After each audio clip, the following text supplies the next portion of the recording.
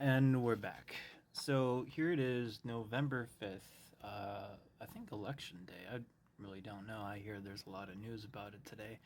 But, anyways, more current events. It has come to my attention that making all these videos, YouTube videos, TikTok videos, and Rumble videos, that have garnered the attention of actual real life EVE Online players. Now, I thought the statistic of actually finding an EVE Online player in this virtual space was nearly impossible.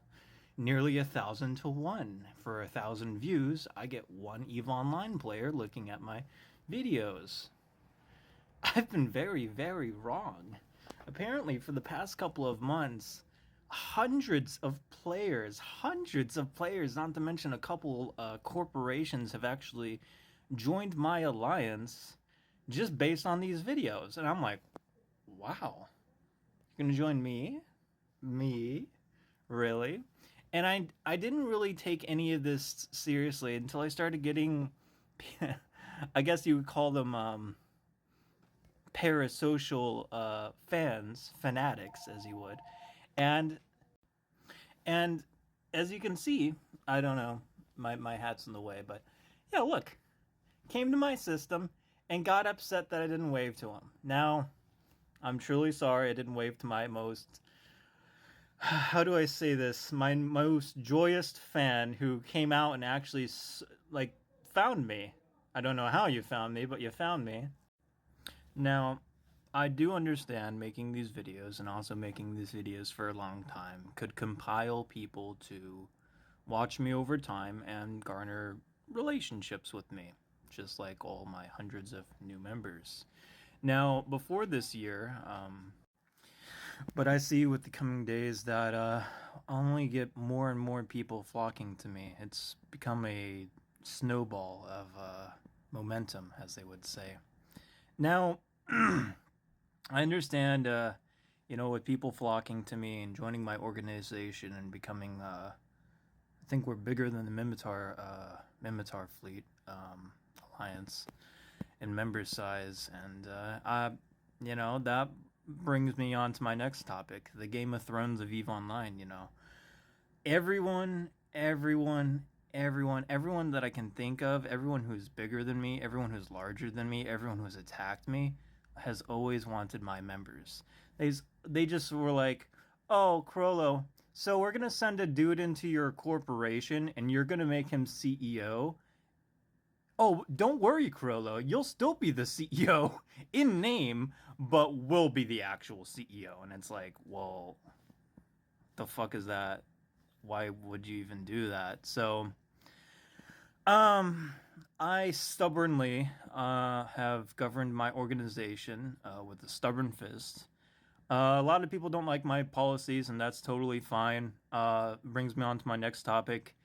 Recently, we had a member corporation called the Fair Talks Farts, and they decided to leave us 2 months ago during the Donald Trump Kamala Harris debate.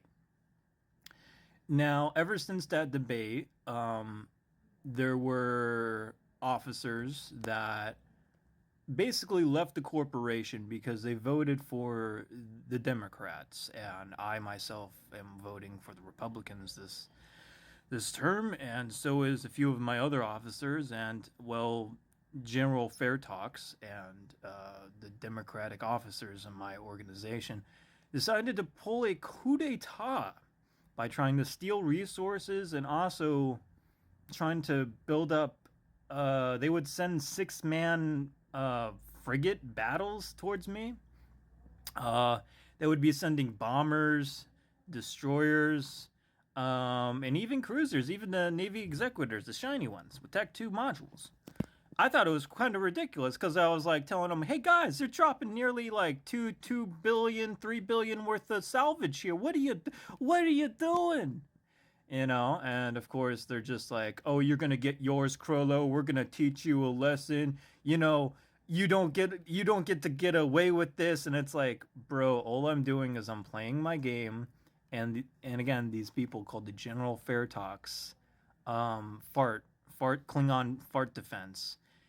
they are incredibly mad that my second in command, not me, like, don't care about who I vote for some reason, but they only care about who my second in command votes for, and it's Trump. And they have literally started a fangirl club for him, starting the Takashi fan club, and it's gotten to really ridiculous depths of depravity where Klingon Defense Force, I mean, they're going through different methods to try to attack us, trying to hurt us, trying to start rumors.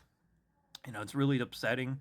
And, all I got to say is I'm going to look towards the future. I'm going to look towards all the people who are joining my organization, probably like 10 or 20 a day on top of, again, the newer alliances joining me. So again, it's very, very exciting becoming a almost of a superpower in EVE Online with this many of members and many people backing me. But this brings me on to my next topic.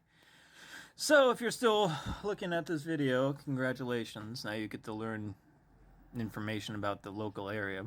So in the local area, as everyone knows, our current allies were the Vanguard Syndicate and the Evil Capybara Corporation.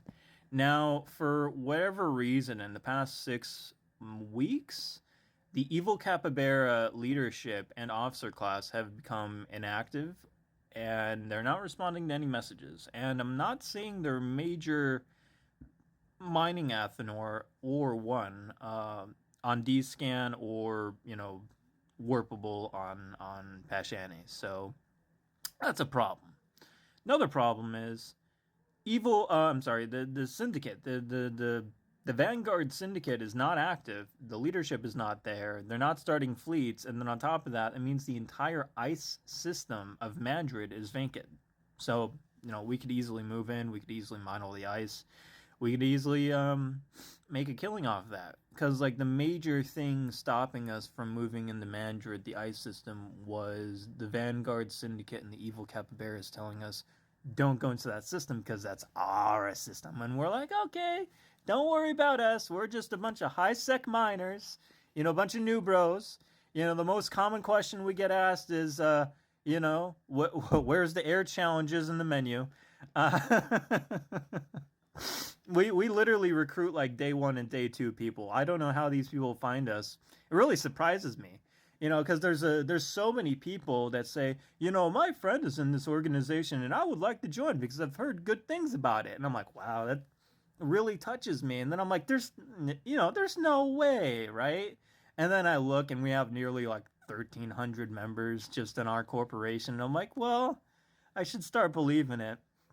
But anyways, if any more of my fans want to drop by and say hello or even want to send me a message, I'll show my name in here so people can send me a message and hang out with me and do fleets. The most common fleet I like to do is the bank robbery.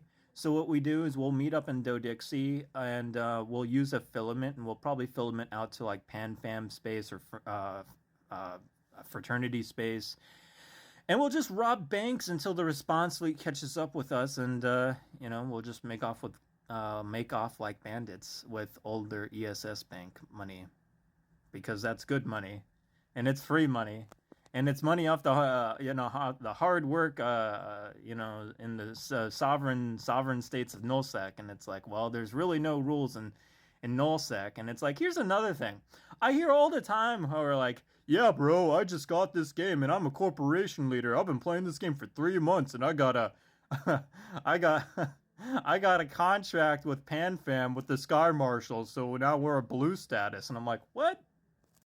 The last time I tried to reach out to any of these PanFam Goonswarm fraternity dudes, I looked it up and they're like, okay, so what you do is you find a person who speaks your language. And I'm like, okay, cool. And they're like, oh, so you call this number. And I'm like, all right, cool. And I physically call the number with my real life telephone, cell phone, whatever. And I get an answering machine and nobody responds. So I'm like, is this a fucking joke? How do people actually generate relationships in those big organizations? But anyways, it's probably for another video. Have a good one.